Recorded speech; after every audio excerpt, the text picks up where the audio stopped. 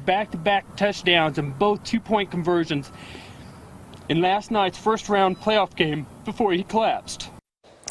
The death of a Kansas high school football player has his family and the entire school and community wanting to know what happened. Luke Shem collapsed just moments after he scored a touchdown.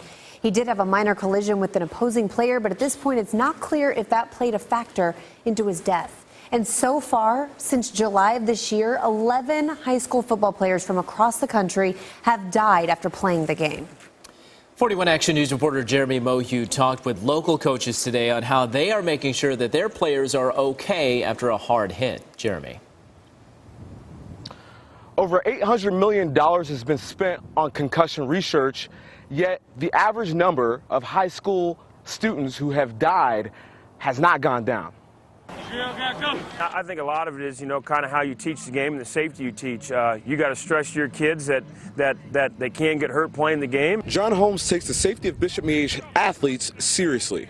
That's because since July, 11 high school football players across the country have died playing the game. Now, many are wondering how this is still happening with the recent technological advances meant to keep student athletes safe. Helmets were originally designed to protect the skin and the bones from an injury. They were never originally designed to protect the brain itself from the impact.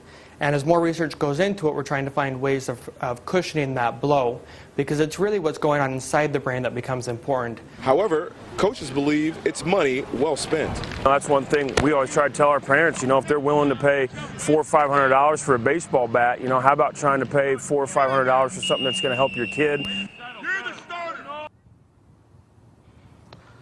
Now, Luke Shem was wearing a late model helmet just like this one when the night that he collapsed during Tuesday night's game.